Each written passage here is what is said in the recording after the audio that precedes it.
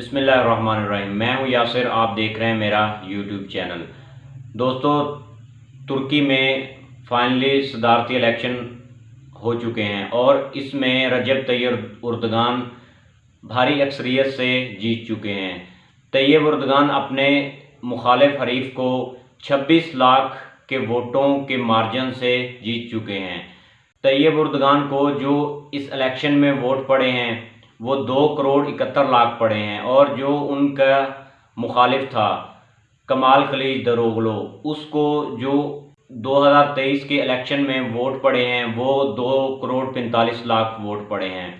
दोस्तों, सबसे अहम बात यह है कि पहले भी तुर्की में इलेक्शन होते रहे हैं और हम सबको पता है कि अक्सर यही होता है कि वहाँ पर रजब तैयब उर्दगान जीत जाते हैं। लेकिन इस बार ऐसा क्या हुआ कि तुर्की के इलेक्शन इतनी अहमियत इख्तियार कर गए और पूरी दुनिया के नज़रों में वो खटकने लगे। इसकी अहम बात ये थी कि तैयब रजब उर्दगान के ख़िलाफ़ जो अपोजिशन की तमाम पार्टियां थी वो उनके ख़िलाफ़ जाकर खड़ी हो गई, इकट्ठी हो गई। जैसे हमारे पाकिस्तान में यहाँ इमरान खान साहब के ख़िलाफ़ तमाम पीडीएम की जमातें इकट्ठी हो चुकी हैं, इसी तरह रजब तैयब उर्दगान के ख़िलाफ़ तमाम पार्टियां इकट्ठी हो गई थी। उन्होंने अपना जो कैंडिडेट मुंतखब किया था वो कमाल खलीलदरोगलो था, जो कि रजब तैयब उर्दगान को कांटेदार टक्कर दे सकता था। जो तुर्की में अपोजिशन की पार्टीज़ थी उनको ये बात मालूम थी कि हम अलग-अलग करके रजब तैयब उर्दगान से जीत नहीं सकते, इसलिए हमको इकट्ठे होकर इलेक्शन लड़ना पड़ेगा और रजब तैयब उर्दगान से जीतना पड़ेगा। पहला मरला शुरू होता है 14 मई से। 14 मई से ये जब मरला शुरू होता है तो ये दोनों उम्मीदवार 50% वोट हासिल नहीं कर सकते। जब ये दोनों उम्मीदवार 50% वोट हासिल नहीं कर सकते तो तुर्की के कानून के अंदर ये बात लिखी हुई है कि जो कैंडिडेट 50% से ऊपर वोट हासिल करेगा तो वही तुर्की का सदर मुंतखब हो सकता है। तो इसी वजह से इस इलेक्शन को मुलतवी कर दिया गया और जो ऊपर वाले दो उम्मीदवार थे यानी तैयब उर्दगान और कमाल खलीलदरोगलो, इनको फिर 28 मई को इनके दरमियान एक मुकाबला करवाया गया, जिसमें रजब तैयब उर्दगान भारी अक्सरियत से जीत चुके हैं और कमाल खलीलदरोगलो इस इलेक्शन को हार चुके हैं।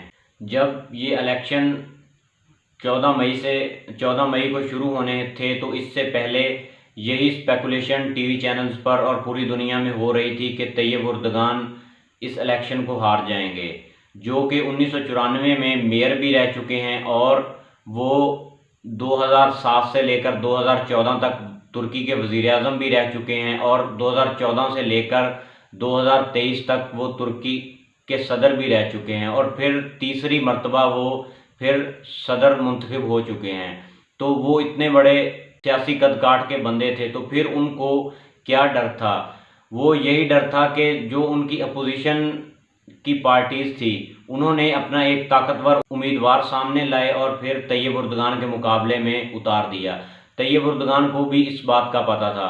उन्होंने जो कमाल खलीलदरोगलो थे उन्होंने जो अपनी कौम से वादे किए थे वो काफ़ी मजबूत थे, जिनमें उन्होंने पहली बात ये की कि हम ये सदारती निज़ाम से इसको पार्लिमानी निज़ाम करेंगे, और दूसरा उन्होंने कहा कि जो ये तुर्की की मईशत गिर रही है ये सिर्फ़ और सिर्फ तैयब उर्दगान की पॉलिसीज़ की वजह से गिर रही है, वरना तुर्की अगर चाहे तो आज भी बहुत ज़्यादा तरक्की कर सकता है।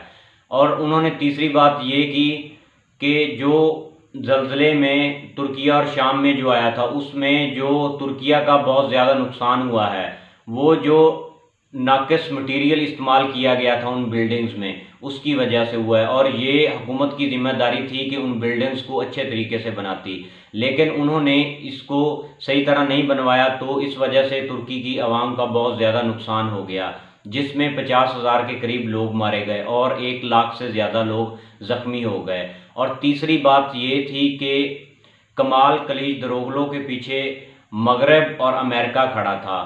आपको याद होगा कि बाइडन ने जब इमरान खान साहब की हुकूमत गिराई थी तो उन्होंने ये कहा था कि हम तुर्की में भी अपोजिशन को मजबूत करेंगे ताकि तैयब उर्दगान को हटाया जा सके।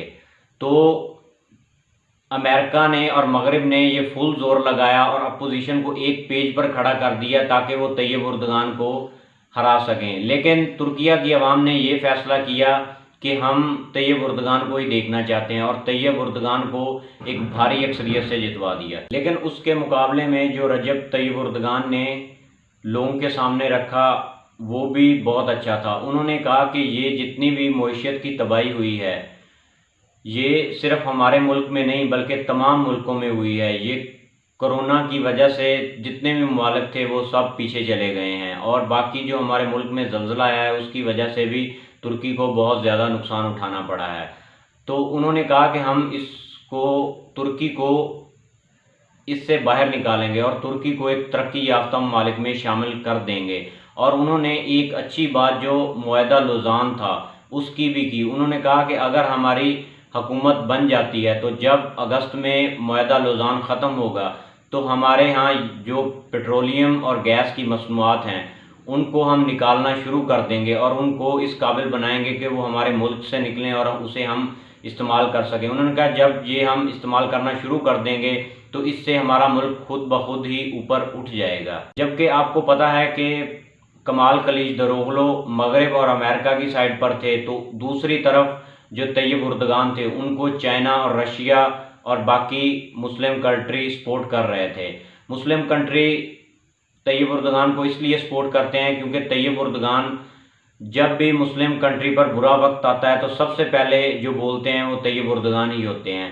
तो इस वजह से तैयब उर्दगान की विक्ट्री के लिए तकरीबन तमाम मुसलमान ममालिक ने दुआएं की थी और फाइनली वो जीत भी चुके हैं।